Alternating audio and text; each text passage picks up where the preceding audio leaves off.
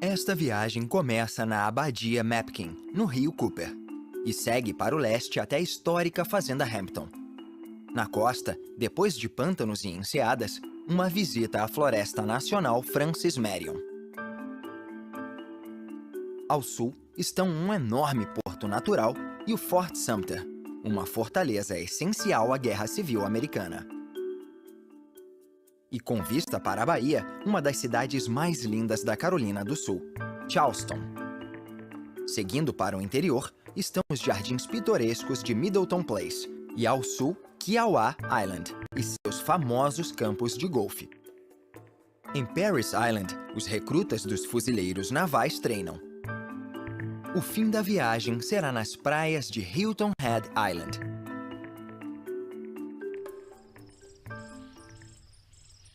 No século XVIII, o rio Cooper banhava várias propriedades, e uma das mais importantes era a Fazenda Mapkin.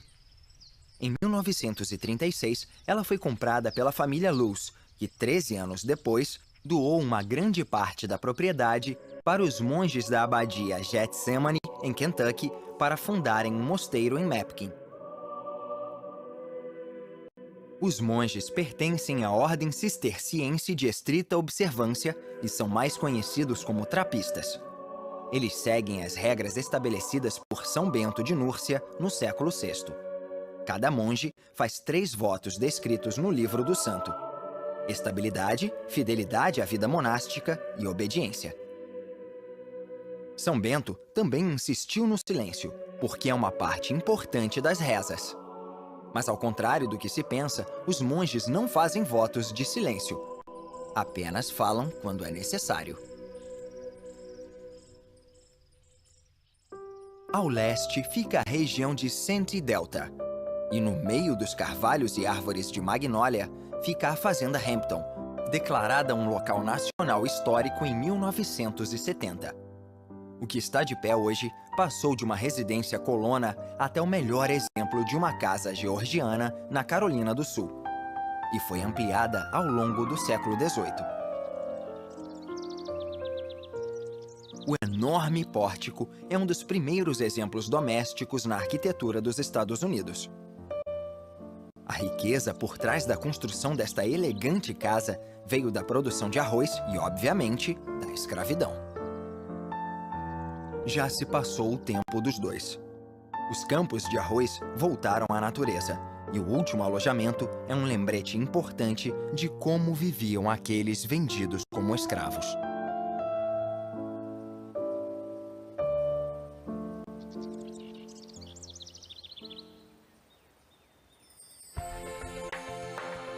A maior parte da costa da Carolina do Sul é composta por pântanos e enseadas, ótimos para aves. Também abriga um vasto sistema de canais que correm em trechos de Boston até a Flórida. É chamado de Intracoastal Waterway. Foi planejado no fim do século XVIII sob o novo governo americano e construído no século seguinte. Foi dito que o mapa dos Estados Unidos vai mostrar que o país tem uma navegação marítima em águas continentais, livres de tempestades e inimigos.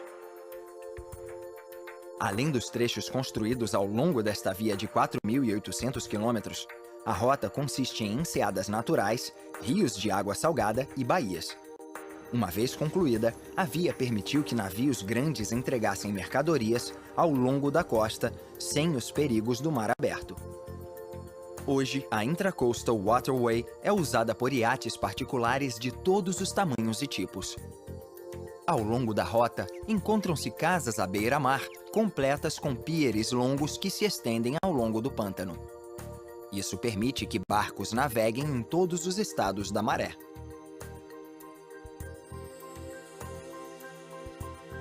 Muitas das casas podem ser consideradas luxuosas, e elas ficam na fronteira com a Floresta Nacional Francis Marion, com uma área de 1.000 km². Em 1989, esta enorme região foi quase destruída por um furacão, que deixou apenas as mudas e algumas árvores antigas. A floresta foi batizada em homenagem a Francis Marion, um general americano da Guerra de Independência. Ele é um dos criadores das táticas de guerrilha modernas e é o pai dos Army Rangers. A alcunha Swamp Fox, Raposa do Pântano, foi atribuída a Marion pelo militar britânico enviado para matar o americano e seus homens, por ele conseguir fugir das tropas da Inglaterra usando pântanos e montando acampamentos escondidos. Assim, ele matava os britânicos com seu pequeno exército. Hoje, esta jovem floresta é uma enorme área recreativa, oferecendo trilhas para caminhadas, hipismo, passeios de barco, acampamentos e mountain biking. Tudo é bem distante dos horrores da guerra.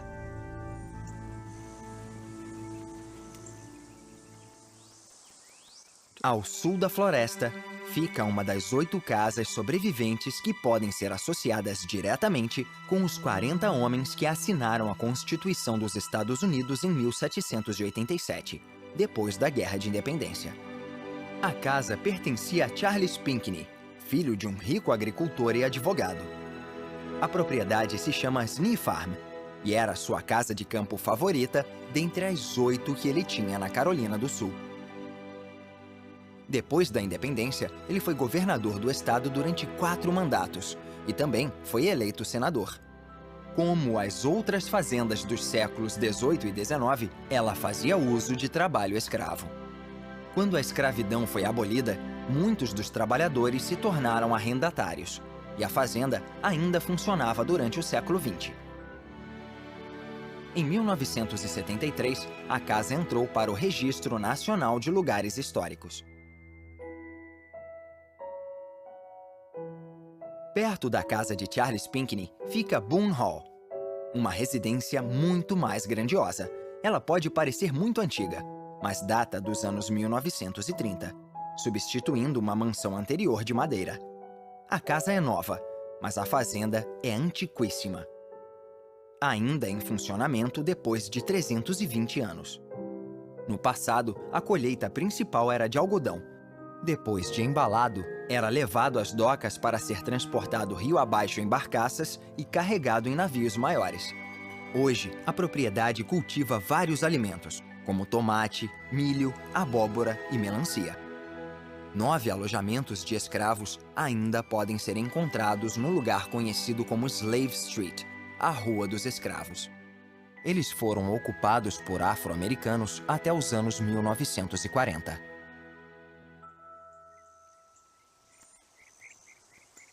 Boone Hall recebe vários eventos por ano.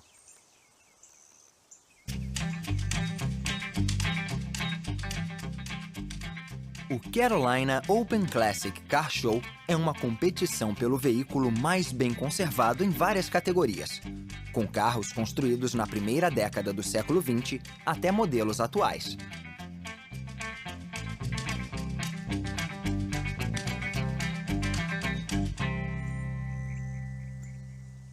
De volta à costa e passando pela Intracoastal Waterway fica Sullivan's Island e o farol Charleston Light.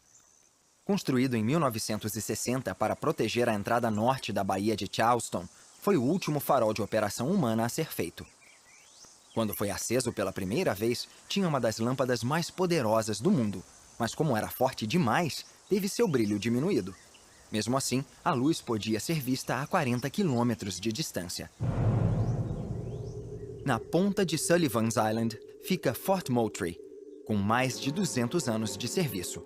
Até mesmo antes de ser concluído, enfrentou uma frota britânica durante 9 horas em 1776. O nome é uma homenagem ao bem-sucedido comandante William Moultrie.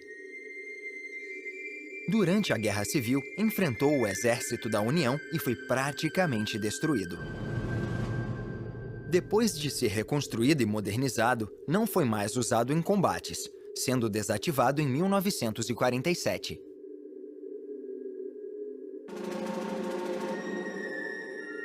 Depois da Guerra de 1812 contra o Reino Unido, o governo americano construiu uma série de fortes para proteger os portos da costa leste.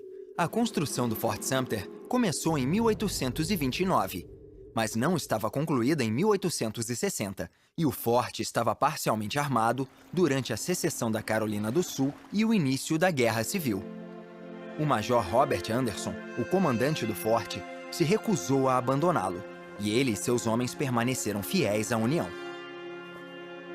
A nova Marinha Confederada atacou o forte na primeira Batalha da Guerra Civil em 1861. O combate durou 36 horas e o Major Robert Anderson foi obrigado a se render, porque não tinha munição nem artilharia. Milagrosamente, não houve fatalidades de nenhum lado. Mas alguns anos depois, forças da União bombardearam o forte e causaram muito estrago. A maior parte dos muros externos foi reconstruída na década de 1870, e o forte serviu como farol até 1897, quando uma bateria central de concreto foi feita em resposta à Guerra Hispano-Americana. Ele ainda estava ativo durante as duas guerras mundiais. Em 1948, o exército deixou a fortificação, e Fort Sumter foi designado Monumento Nacional e aberto para visitação.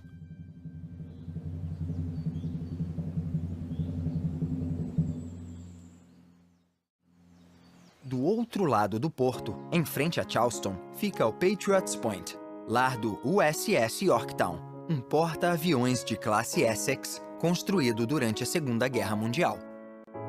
O lançamento do navio foi em 1943 e é a quarta embarcação americana a ser chamada de Yorktown, o nome da última batalha da Guerra de Independência.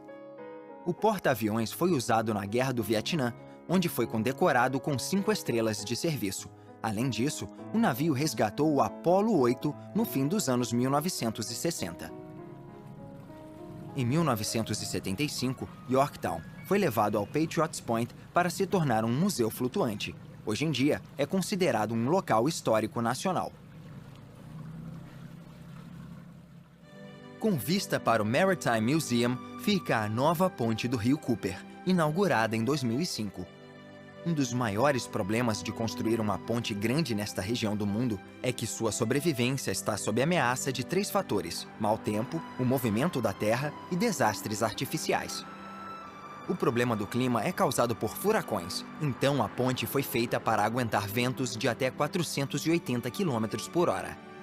Em 1886, um terremoto quase acabou com Charleston. Então a ponte também foi construída para aguentar terremotos de magnitude 7,4 na escala Richter. E antes que um navio possa colidir com as torres principais, o design garante que a embarcação vá ficar encalhada em uma das ilhas. Na Bahia, entre os rios Cooper e Ashley, fica Charleston, uma das cidades mais bonitas do sul dos Estados Unidos. Em seu centro histórico, construções dos séculos XVIII e XIX são muito comuns. Charleston é chamada de Holy City, ou Cidade Santa, pelo número de pináculos de igreja vistos acima dos prédios baixos. Esta foi uma das primeiras cidades dos 13 estados originais a demonstrar alguma tolerância religiosa, incluindo em relação aos judeus, mas o mesmo não se aplicou aos católicos. No entanto, a cidade tinha um lado sombrio e neste prédio escravos eram vendidos. Eles ficavam em mesas de 90 centímetros de altura para que os compradores pudessem inspecionar a mercadoria durante o leilão. Com o fim da escravidão, o prédio foi transformado em um museu de história afro-americana. Mas os escravos trouxeram riquezas e belos prédios, como a alfândega e o Exchange. A prosperidade da cidade pode ser vista no número de lindas casas, como a região da Rainbow Row. Estas casas, construídas no meio do século XVIII, estavam em péssimo estado nos anos 1930. A compra e a restauração das residências marcaram o início de um projeto para preservar a herança da cidade, onde se encontram algumas das casas históricas mais bonitas do sul estadunidense, atraindo milhares de visitantes por ano. Graças a isso, Charleston ganhou o título de cidade mais educada e hospitaleira do país. Durante a Revolução Americana e a Guerra Civil, muitas fazendas históricas foram destruídas. Mas uma, perto do rio Ashley, sobreviveu intacta: Drayton Hall. A casa foi construída para John Drayton, na década de 1740, em um estilo similar ao do arquiteto renascentista italiano Andrea Palladio. Drayton Hall é considerada uma das fazendas mais bonitas dos Estados Unidos. A riqueza necessária para construir uma casa como esta foi adquirida com a produção de arroz e corante anil realizada por trabalho escravo.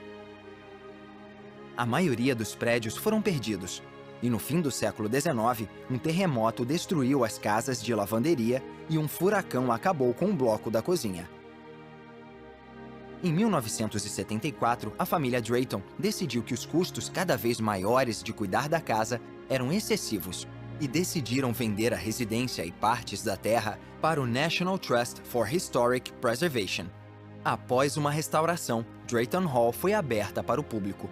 Mas em 1989, o furacão Hugo derrubou mais de 70% das árvores e destruiu grande parte do jardim. Surpreendentemente, as únicas perdas que a casa sofreu foram 58 pequenas vidraças quebradas, 3 painéis de telha e 2 tampas de chaminé. A maior parte das terras foi devolvida à natureza e a antiga localização dos campos de arroz se tornou um pântano e um refúgio para a vida selvagem. Estes gansos e suas crias formam padrões interessantes na lentilha d'água verde.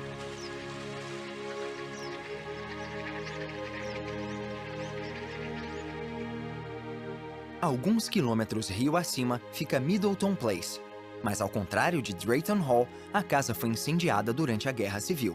Pelo menos, o magnífico jardim sobreviveu e foi descrito como o mais importante e interessante dos Estados Unidos.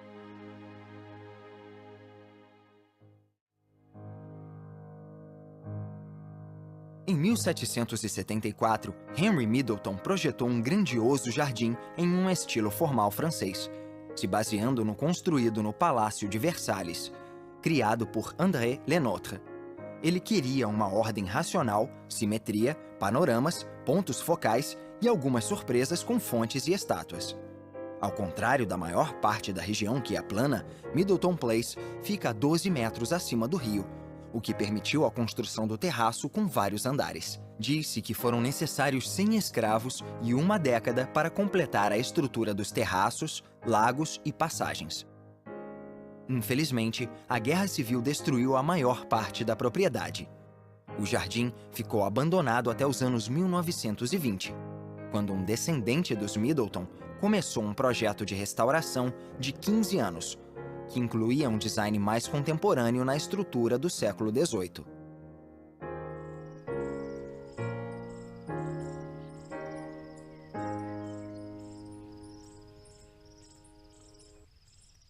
De volta à costa e do outro lado da Intracoastal Waterway fica Kiowa Island, dedicada quase que inteiramente ao golfe.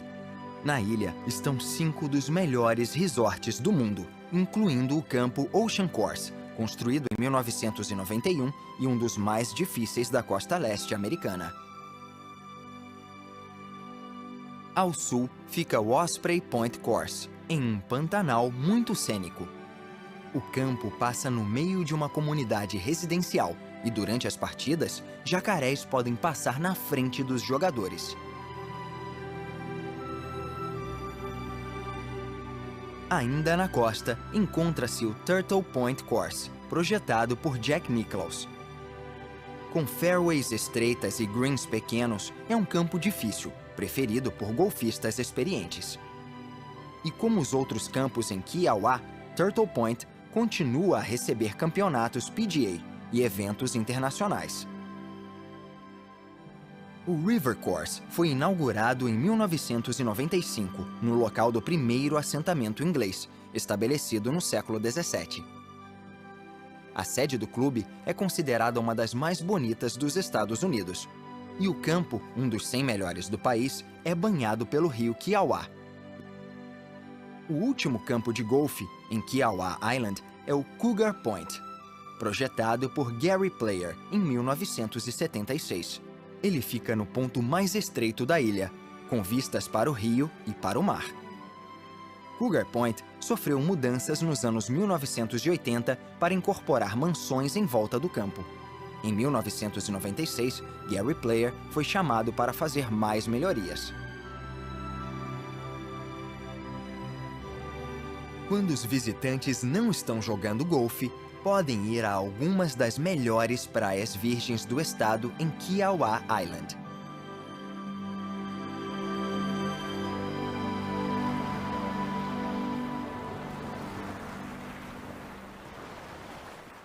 Esta é a Charleston Tea Plantation, a única nos Estados Unidos a cultivar o chá preto comum.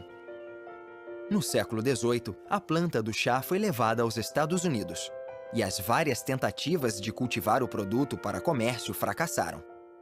Só em 1888 que Charles Shepard foi bem-sucedido na Carolina do Sul.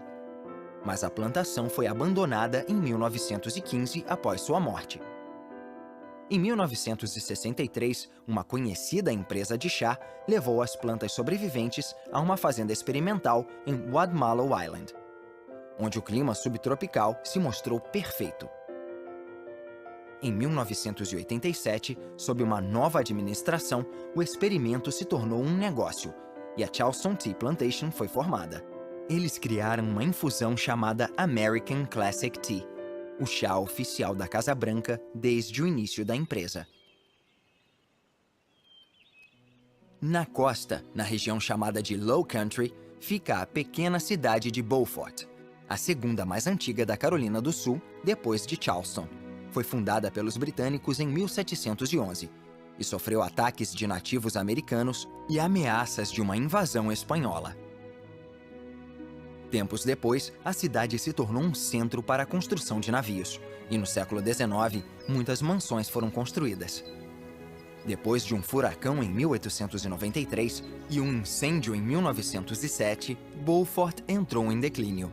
Mas na segunda metade do século XX, a situação melhorou com a chegada de turistas e a presença cada vez maior das Forças Armadas. É que por perto fica Parris Island, o centro de treinamento de recrutas dos fuzileiros navais. Foi oficialmente inaugurado em 1915 e em 1949 começou um comando separado para treinar mulheres. Por ano, 17.000 recrutas são treinados e passam por um processo de 13 semanas, em que são separados do mundo civil e precisam se adaptar ao estilo da vida dos fuzileiros. O difícil treinamento inclui o manejo de armas, artes marciais, exercícios físicos, combate e a história dos fuzileiros navais. Os recrutas passam muitas horas ao ar livre, aprendendo a disciplina do exercício militar. A missão dos fuzileiros é formar recrutas dedicados aos valores essenciais a serviço do país. A visão deles inclui defender o legado e a relevância operacional dos fuzileiros, transformando jovens de ambos os sexos, qualificados psicologicamente e moralmente, em soldados americanos.